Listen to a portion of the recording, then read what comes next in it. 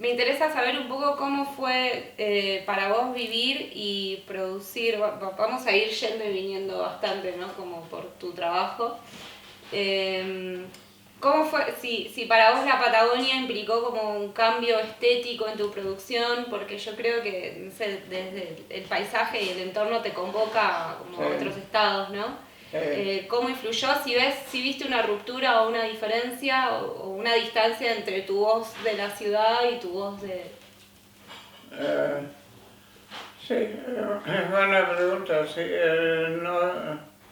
No,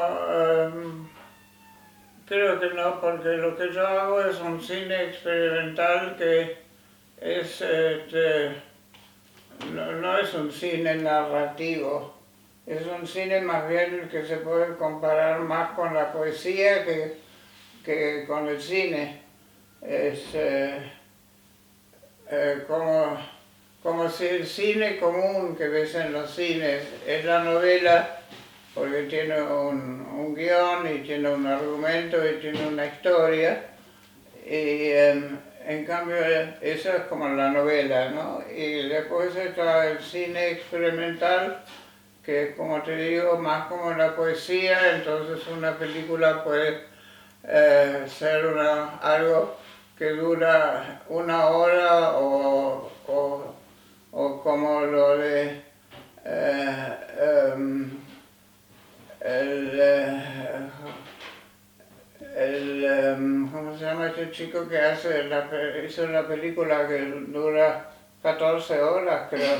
¿Belatar? No, Linas. ¡Ginás! Ginás. Sí. La Ginás, Flor hizo. Mariano Ginás. Bueno, puede durar eso, puede. Y puede durar un minuto como mi Alex, así que, bueno, hay una gama de posibilidades muy grandes y que tiene, eh, y no necesariamente relata una historia, sino relata, bueno, lo que le relata la poesía, ¿no? Más un estado de ánimo que una historia. Así que en ese sentido es lo mismo estar en la Patagonia que estar en Buenos Aires. Da igual. Y tu obra audiovisual arranca, tu periodo audiovisual, porque creo, vi el documental de Daniela, y Sí, ella como que arranca mucho, es como que hace no sé si un antes, como que hay un corte, me parece, un poco entre tu producción artística y escultórica, ¿no? sí, Y después tu faceta más audiovisual. sí. Bueno, yo empecé siendo pintora, yo pintaba cuando comencé a los 18 o 19 años, yo pintaba. Y después de eso eh, fue pasar, y tuve exposiciones de pintura, etcétera, en Little Line. No sé si eso te suena. Es una galería que en aquel momento era muy de vanguardia. Y, y después de eso vinieron los años 60, y con los 60 vino el Ditela, y con el Ditela vino un personaje que en aquella época tenía mucha relevancia, que era Jorge Romero Brest, un crítico de arte que trabajó en el Museo de Bellas Artes y en otros lugares. Después trabajó como estaba al mando del audio, no del audio, no de lo visual en el Ditela. Y él decretó en un momento dado que la pintura se había muerto, la pintura de Caballete, la tradicional, hacer el cuadro para colgarlo después en la pared, encima del sofá, y que todo hiciera juego. Bueno, eso él lo consideraba como algo completamente muerto. Y bueno, y entonces yo no estaba tan terriblemente enamorada de la pintura, y, y dije, sí, me parecía que para mí también algo de eso había sucedido y yo siempre quise hacer algo, tenía como necesidad de salirme del taller, de la galería, e ir a la calle y hacer algo afuera.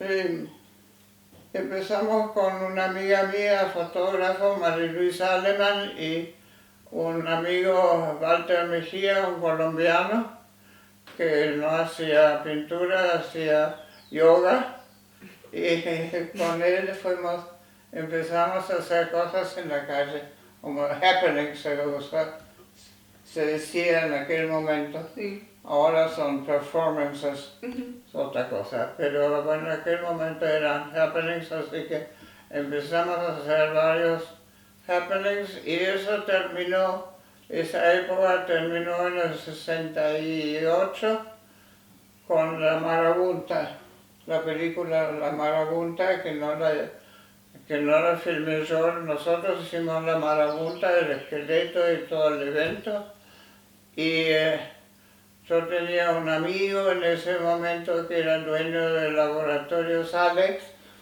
que era un laboratorio de cine comercial, y le pedí que me mandara un cameraman para filmar el evento, y me mandó un muchacho que mucho después resultó ser alguien bastante conocido en el cine, se llamaba Raimundo Gleiser, que hizo cine político. Él era militante, era posiblemente montonero, o, bueno, en esa dirección.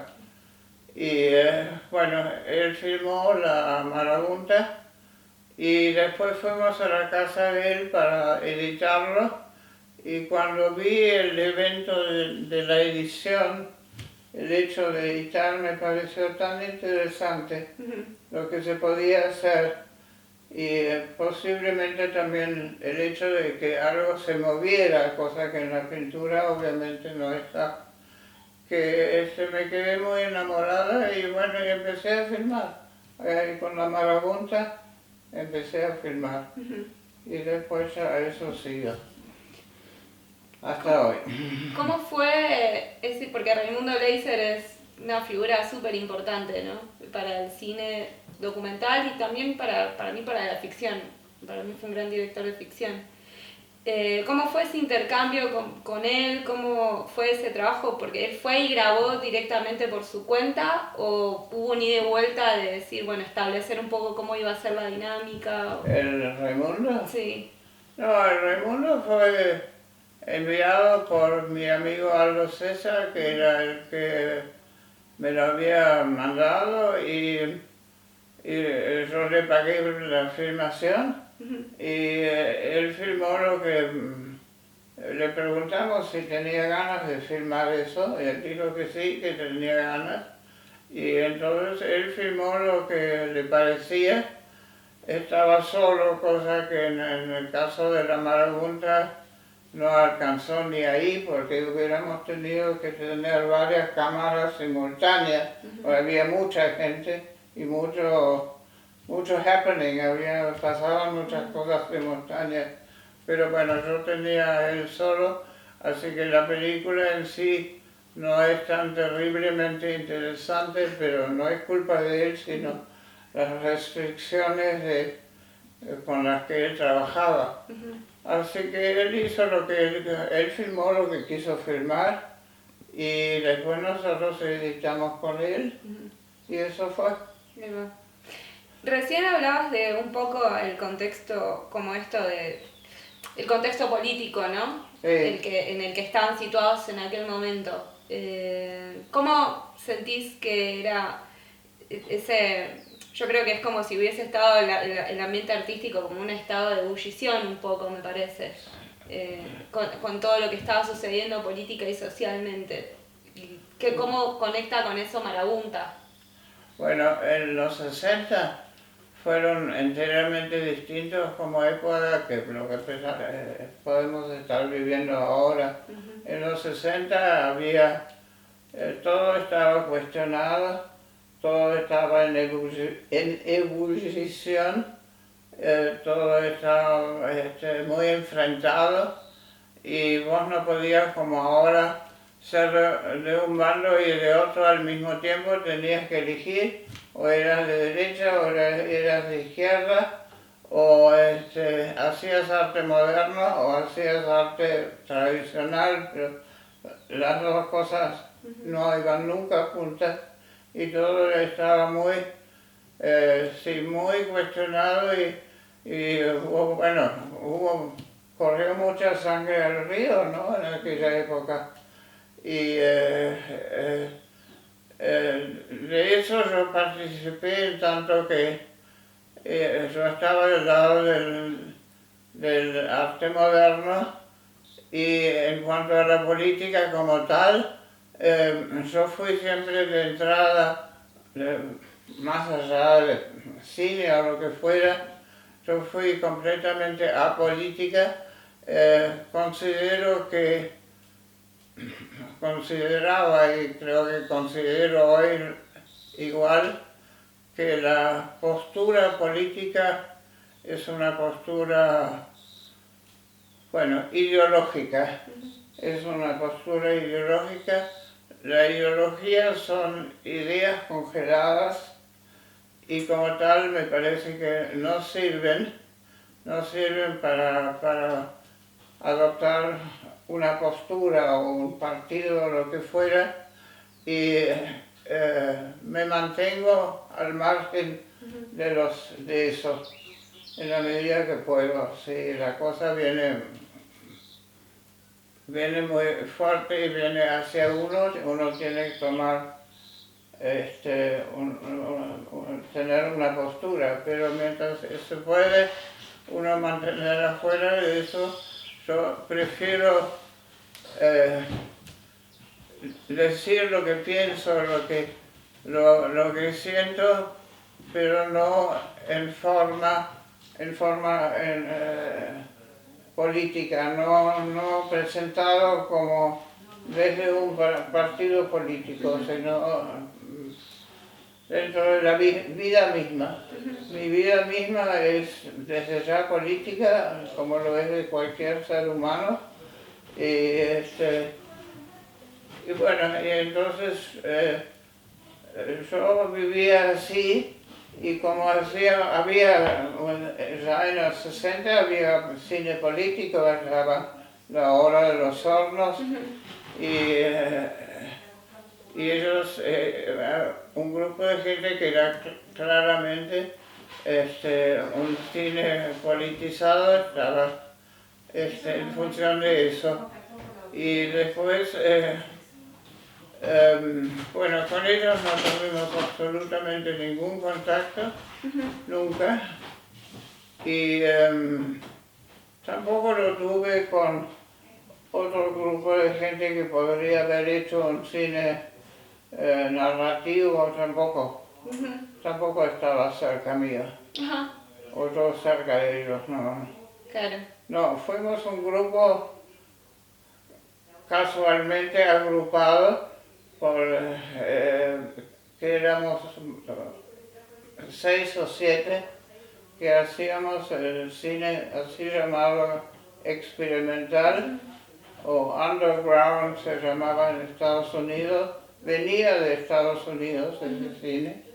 En Europa no había, en los 60 todavía no había mucho de eso porque estaban todavía en Europa bajo los efectos del final de la guerra y estaban en otra cosa. Pero en Estados Unidos nació un movimiento muy importante del cine experimental bajo el dominio y la dirección de un personaje que acaba de morir, que era Jonas Mekas, un lituano que había emigrado a Estados Unidos.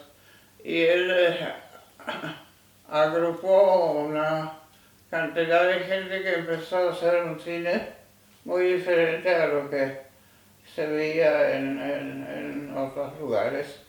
Y yo tenía la posibilidad de viajar a New York entre todo y empecé a ver ese cine y me interesó mucho.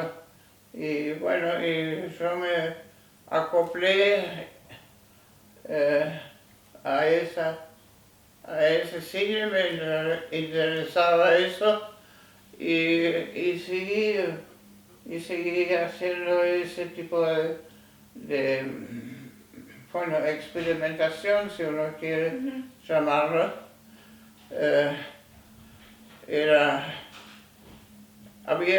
Eso era New York, después también había la costa oeste en California, también había surgido, y también había varios cineastas importantes, y en el resto de Estados Unidos también, pero se escribió, empezó una literatura, empezaron a aparecer libros sobre todo eso, y en algún momento el Ditela los invitó al Jonas Mekas a que viniera y mostrara sus películas, o sea que estaban dentro de ese contexto, el contexto Ditela, más que el contexto cine en los cines. Más contexto. Así narrativo. que para mí esa es mi historia, ¿no? ¿Vos entraste en contacto con este cine antes o después de Marabunta? En el cine entré después de La Marabunta porque La Marabunta no fue una película, como te digo, hecha por mí, porque yo quería hacer La Marabunta, haciendo un happening. Y después, una vez que vi que eso era interesante, que para mí me gustaba mucho lo que pasaba en la edición, y ahí empecé con una primera película mía. Empecé con el 16 milímetros y hice un par de películas en 16 milímetros, y después de eso yo tenía una cámara de 16 milímetros que me habían traído de Alemania en ese momento, y después de eso vi que el 16 milímetros era caro hacerlo, porque eso era un material que era como semi-profesional. Entonces apareció el Super 8, que estaba dando vueltas que era como es ahora el video, que la gente lo usaba para sus vacaciones, sus casamientos, para documentar cosas más bien privadas y familiares. Y era muy barato, el Super 8, se compraba un rollito de 3 minutos, con nada, en AFA, en Kodak, en cualquier negocio en Buenos Aires conseguías eso, filmabas, y después esa gente lo revelaba y vos tenías ese material, y yo trabajé con Super 8 hasta que el Super 8 murió. Murió porque vino el video. Sí. Entonces físicamente desapareció, y yo ahí, cuando el Super 8 desapareció, volví al 16, pero incluso hice una película que es más bien narrativa, así,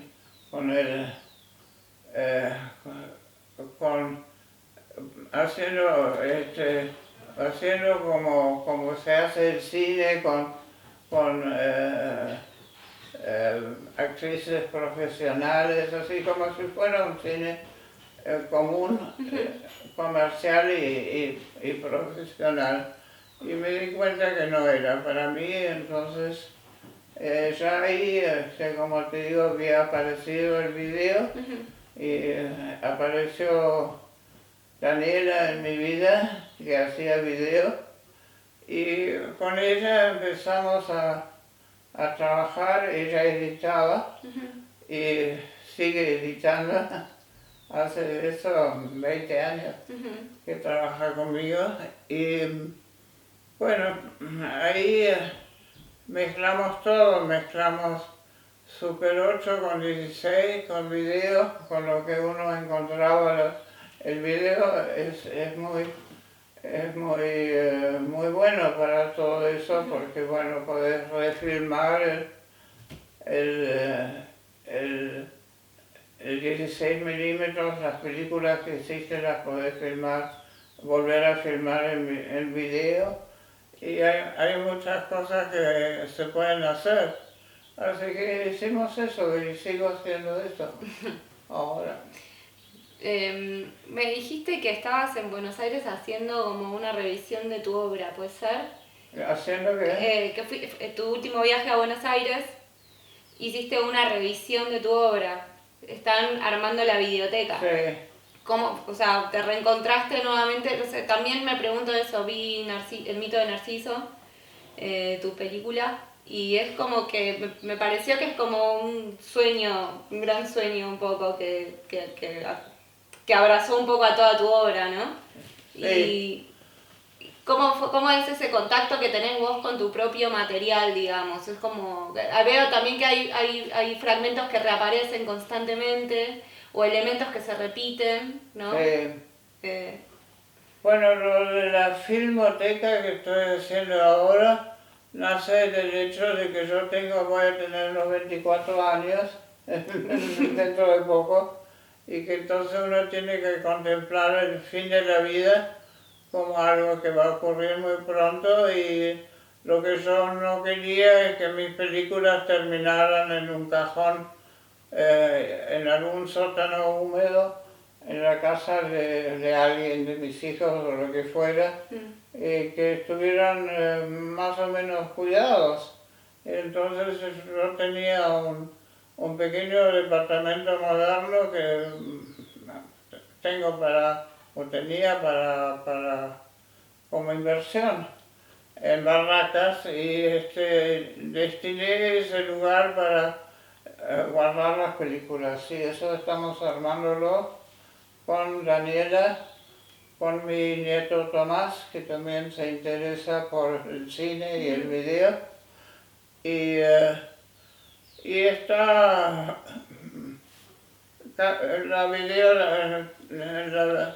la filmoteca se puede decir que está terminada. Están ahí guardadas mis películas, o van a estar ahí guardadas, y también puede haber lugar para otra gente que quiere guardar sus películas experimentales, porque no hay un lugar en Buenos Aires para eso. Yo iba a hacer algo con el Museo del Cine, que existe, pero lamentablemente no lo veo que esté en condiciones físicas de esto, de nada, porque hay muy buena intención, pero el lugar, el Museo del Cine en la Argentina, comparado con otros museos del cine, como en México, por ejemplo, que tienen un lugar espléndido, muy moderno, y para además ir a ver películas ahí, proyecciones, eso acá no hay. Así que entonces tengo un lugar para ofrecer que hasta ahora no existió, porque el cine experimental no es algo que es ni muy conocido, ni muy visto, ni muy transitado. Entonces, bueno, necesitábamos un lugar físico para poder guardarlo, y bueno, ahí está. En este momento estamos terminando eso, y tengo una archivista profesional que está revisando todas las películas y viendo si están en condiciones de ser guardadas, porque las películas se deterioran físicamente, se ponen avinagradas con el tiempo si no están bien guardadas, y tienen, bueno, como todo, tiene que tener una temperatura adecuada. Entonces hay muchas reglas que hay que contemplar cuando guardas películas, y yo las tenía en mi casa en un armario, y sin las condiciones reglamentales que hace falta para las películas. Bueno, ahora las estamos haciendo. Y bueno, será lo que será, vamos a ver cómo va. O si vos venís y querés ver películas mías o querés hacer una investigación sobre la obra, ahí tenés los medios. Tenés una computadora y tenés un proyector y bueno, y podés hacer lo que venías a hacer. Y eso de Estados Unidos viene mucha gente a hacer como investigación y research, ellos son muy de financiar ese tipo de cosas. Así que bueno, ahí hay material para hacerlo y nosotros después no, antes fuimos un pequeño grupo de cine experimental donde había gente como Claudio Candini, Horacio Barrereggio, Mariluis Aleman, Juan Villola y yo, y bueno, eso era, y nos reuníamos y proyectábamos nuestras películas en algún lugar, en nuestros talleres o casas, y nos juntábamos para filmar juntos, no en el sentido de hacer una película entre todos, sino de ayudarnos o técnicamente, o que alguien filmaba para otra persona o alguien actuaba para otra persona. Y fuimos un grupo que duró bastante tiempo. ¿Tenían un nombre? No tenía ningún nombre, pero el Instituto Goethe, porque Mariluis Aleman, que era alemana, trabajaba para el Instituto Goethe y entonces ella consiguió que nos dieran ahí en el instituto un lugar y proyectábamos las películas en el instituto, y eso fue el único momento que tuvimos algo que ver con instituciones que nos dieran un apoyo, porque si no, eso no había. ¿Y había una convocatoria, como que veías, sentías que había gente interesada en este cine? Y Sí. también por otro lado, preguntarte, por lo que me comentó Daniela, vos tenías tu propia colección de películas que traías, así como de tus viajes. Sí, cuando yo iba de viaje en algún momento compré películas en Estados Unidos, cosa que no era para nada muy caro. Y el Museo de Arte Moderno vendía películas, por ejemplo, de las experimentales, y bueno, y también había distintos lugares, grupos de gente que proyectaban cine y también vendían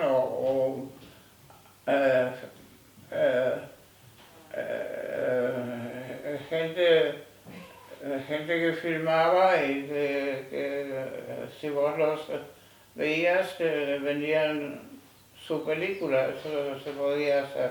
Y yo tengo una pequeña cinemateca americana que traje y que exhibí acá de vez en cuando en algún lugar, como el Museo de Arte Moderno, el nuestro, en la Avenida San Juan.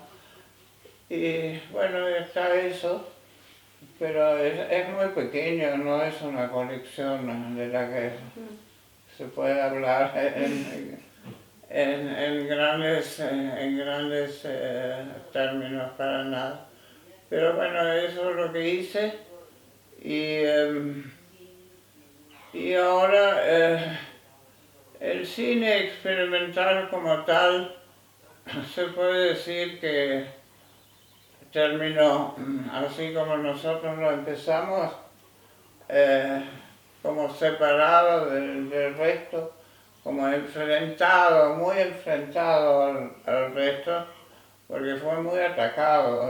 Había gente que se levantaba y se iba y decía: mi hijo de 5 años hace cosas mejores cuando solo trata de filmar que lo que ustedes hacen. Así que fue todo así muy atacado. Bueno, eso ya no es. No, eso dejó de ser, entonces ahora cada uno hace, hay gente que hace Super 8 porque volvió el Super 8 y hay gente que filma en Super 8, hay gente que filma en 16 y hace lo que uno puede llamar cine experimental y eso se ve en festivales. Ahora antes no había festivales, había los grandes festivales de Cannes o de Venecia, pero así los pequeños festivales que ahora tenemos a doquier no había. Pero bueno, entonces ahora esas películas que hace la gente en un formato no comercial se ven en los festivales y se ven, no sé, de repente en algún museo, no en un cine, pero en un museo o en algún lugar que se dedica al arte moderno, ¿no? Ahí uno se puede encontrar con un ciclo de cine experimental. Eso es ahora. ¿Sentís que hay algo de transgresión que ya no está No. Sí. como antes? Sí, como antes no es, para nada. Y vos como que al hablar de tu obra y de tu vínculo con el video, ¿es como eso que te atraviesa o es una forma de poner algo interno tuyo, ¿no? A través de la cámara un poco? Sí. ¿Cómo, o sea que te expones un poco, pero a la vez como me parece que se esconde dentro de esta no narrativa, ¿no te parece? ¿Cómo sería eso? A ver, Como si ¿qué es ese sentido que tiene el cine experimental que transmite como emociones pero desordenadas? Son como sueños, ¿no? Pensar en Marguerite Duras y en sus obras. ¿Cómo vos ves, cómo construiste o cómo te sentís vos al ver tu producción en ese sentido? O si hay alguna que te represente como en particular o algo que te haya atravesado a vos y que hayas necesitado expresarlo a través de tu cine. Bueno, obviamente he necesitado ese medio más que otros porque si no hubiera hecho otra cosa, hubiera seguido con la pintura, o hubiera hecho música, o hubiera escrito poesía o lo que fuera. Hice eso porque eso es lo mío se sentía más expresado o más claramente se hacía visible dentro de ese medio. Eso sigue así, es decir, yo también escribí varios libros, publiqué, hice graffiti en la calle, seguí metiéndome en la calle y haciendo cosas que no tienen que ver directamente con el cine, pero bueno, mayormente lo mío era ese cine que nosotros conocemos o que vos conoces y sí, es así. Pienso como en eso, en toda tu obra y todo lo que haces y como de dónde sale esa energía también un poco. ¿Dónde sale qué? Sí, esa energía tan expansiva, como de esa necesidad de estar de intervenir la calle, del happening, ¿no? De generar algo en el público, de eso. ¿De dónde sale la energía? Sí. ¿Quién lo sabe, no? El arte, se supone que estamos hablando de arte, es una energía, sí, es una energía que no sabemos de dónde viene. Yo no tengo ninguna explicación acerca de lo que yo hago y dar no sé, decir algo racional, porque filmo un tocadiscos 10 minutos fuera de foco. ¿Por qué se hace eso? No tengo una razón plausible para explicar eso. es parte del arte y no creo que el resto de los artistas que se consideran que han hecho arte realmente tengan esa explicación, porque es un misterio de dónde sale esa energía. Es algo que surge de, de nuestras emociones y de nuestros pensamientos, y es eso, no sé, todo es un misterio. Todo es misterio. ¿Puedo hacer una pregunta? Obvio.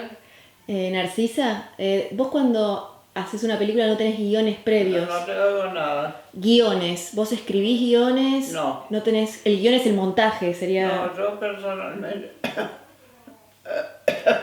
no he escrito guiones, pero no por una convicción ideológica o algo, sino que no me hacía falta. A mí se me ocurre algo, digo, bueno, voy a filmar como filmé las nubes que pasan acá por la pradera, cuando se ve, cuando el viento empuja las nubes y uno ve la sombra de las nubes sobre el suelo. Bueno, eso se te ocurre un día y entonces, bueno, si podés lo haces y así surge y así surge todo el resto de las cosas, algo que uno va encontrando, ¿no? Como decía Picasso, dice, yo no busco sino que encuentro, y yo también voy encontrando mis imágenes y mis sonidos por el mundo. Que de repente uno se encuentra con algo y dice, bueno, esto lo quiero hacer así. ¿Y por qué? No sé, no hay un por qué. Y todo ese material de archivo que vas juntando de alguna manera, después lo llevas a la isla de edición y lo ordenás y decís, acá tengo esta película, acá tengo esto, muestro, es así como tu método de trabajo. No, estás muy lejos, no te entiendo. Que tu método de trabajo es hacer imágenes. Tu método de producción sería hacer imágenes de lo que te vibra, de lo que te nace, y después ir a la isla de edición con todo ese material a ordenarlo o a desordenarlo para después expresar, esto es una película, con esto quise decir... Okay. Bueno, uno lo va haciendo como vas vos haciendo tu cine y las actividades que vos harás, que me imagino que tienen que ver con lo visual, ¿no? Con lo audiovisual. Yo vengo de la escuela del guión, de tenerlo todo organizado, por eso digo, es como es el método tuyo de creación, de arte. Vos tenías un método para hacer lo que estás haciendo. Y me enseñaron eso. Ahora también estoy descubriendo el propio, pero me enseñaron que hay eso, un guión. Por eso uno va descubriendo lo propio después. No, yo no fui a la escuela, así que eso no me ocurrió. Pienso vuelvo como otra vez al mito de Narciso, que es esta película donde, ¿fue ahí o en dónde más? Que vos decías como esto de despertarte a la mañana y ver como otra vez un nuevo sueño, ¿no? Como que decías que no, como que no al final tenés tus 93 años y no terminás de entender como el tránsito de la vida. Cada vez menos. Qué tremendo eso, pero me encantó ver esta película que hiciste porque es como un poco... Y también me preguntaba, ¿no? ¿Qué tal este hombre preguntándote, interviniéndote a vos, interrogándote? Y esa como construcción sonora que haces y que está presente creo que en toda su obra, creo que de eco, de una voz que va y viene, que se esconde, que está presente, que está en primer plano, en segundo, pero que al final como que termina como envolviendo. Sí. Como que me preguntaba como por qué esa figura masculina preguntándote a vos si tiene algún sentido o... Pero ¿cuál voz masculina, a cuál te refieres? En el mito de Narciso. En el mito de Narciso. Sí. Donde está Félix Alberto preguntándome y yo contestando, Sí. y se ve la proyección. Porque él estaba ahí, es un hombre que hace teatro, Sí. le gusta el cine experimental. Me pareció que, bueno, es un amigo que podría ser, pero podrías haber sido vos o ella, da igual, no es que yo prefiero la voz de un hombre a una mujer para nada, me da igual, es simplemente la afinidad que encuentro en una persona acerca de lo que hago y de lo que la persona hace, ¿no? Sí. Pero nada más, es eso. Me encanta tu respuesta, porque me parece que ahora en este contexto donde nosotras estamos haciendo cine y queremos producir nuestras películas, como hay todo, siento que hay un movimiento y hay como un montón de cuestiones que nos estamos preguntando de cómo vernos representadas o quién nos interviene, quién nos interpela. Entonces hoy en día como las lecturas cambian, ¿no? Se reactualizan. Sí. Así que bueno, Sí. me encanta. Bueno, es un poco lo que yo te decía de la política, pero yo no soy feminista en ese sentido general, que lo es la mayoría de la gente que toma partido por las mujeres porque son mujeres, o en contra de los hombres porque son hombres. Es obvio que hay cosas que hacen los hombres a las mujeres que no deberían suceder y contra las cuales uno tiene que actuar, porque estamos viviendo en una sociedad patriarcal. Pero el hecho de ser mujer o hombre, me parece que da igual. Cada uno tiene la posibilidad y las condiciones que es su género y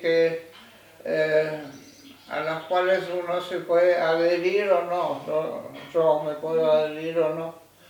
Así que en ese sentido no soy feminista y no voy a elegir una persona porque es mujer o dejarle elegir a alguien porque es hombre, sino que voy a elegir por la afinidad, en el caso del cine, que tengo con alguien.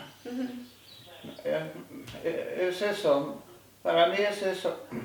Y pensando en esto que coincido un montón con lo que decís, ¿cómo fue para vos presentarte como una mujer que hacía cine experimental cuando surgió y cuando empezaron a juntarse ahí en el Instituto DET?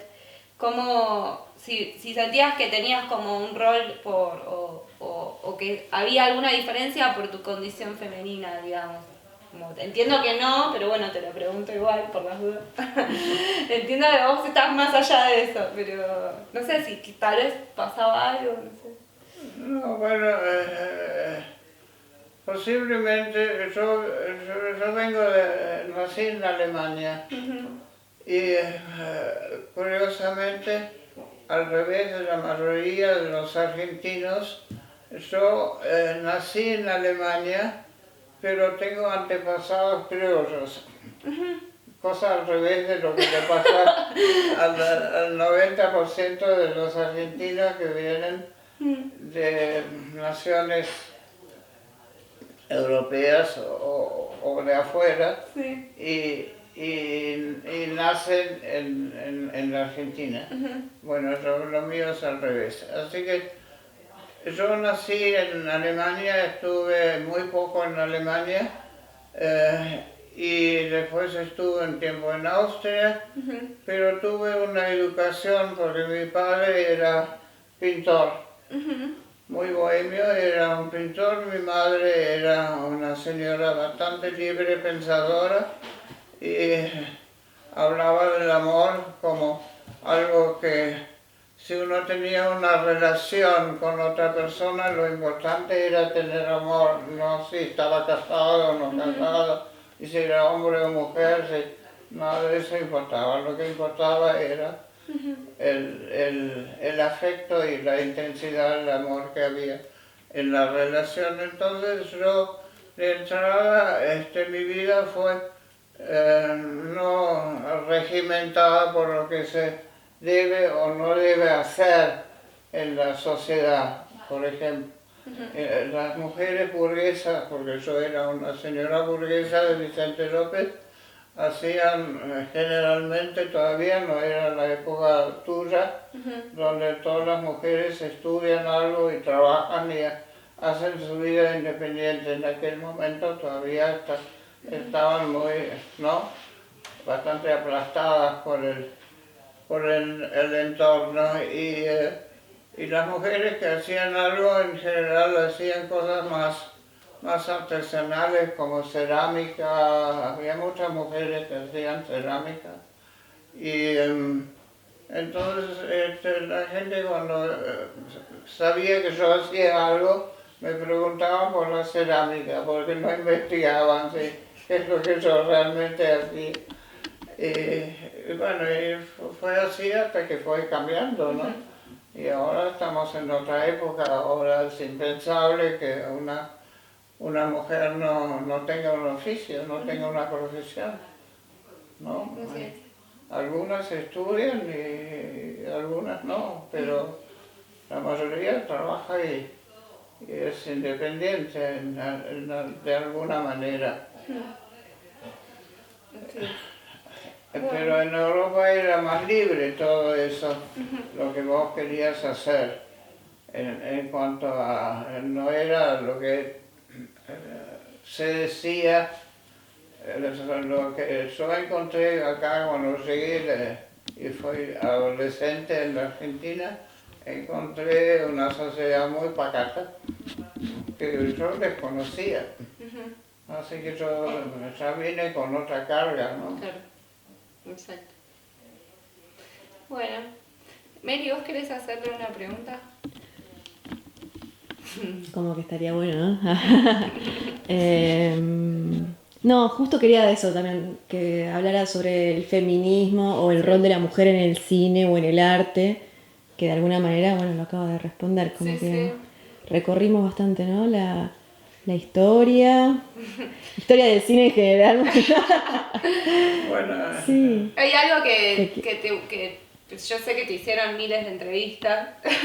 ¿Hay algo que siempre te hubiese gustado decir, o hay algo que nunca te hayan preguntado, algo que quisieras transmitir? Me parece que esta es como una oportunidad un poco para, no sé, para revisitar tu obra. Publiqué en Instagram que te iba a venir a entrevistar. hay un qué. Hay como una posibilidad de revisitar tu obra. Sí. Publiqué en Instagram que te venía a entrevistar y me contestaron un montón de personas que te adoran, que están re contentos de esto. Así que bueno, nada, quería preguntarte eso, si hay algo que quisieras transmitir o algo, o alguna mirada como eso particular, o alguna atención particular que tengamos que tener a la hora de visitar tu obra.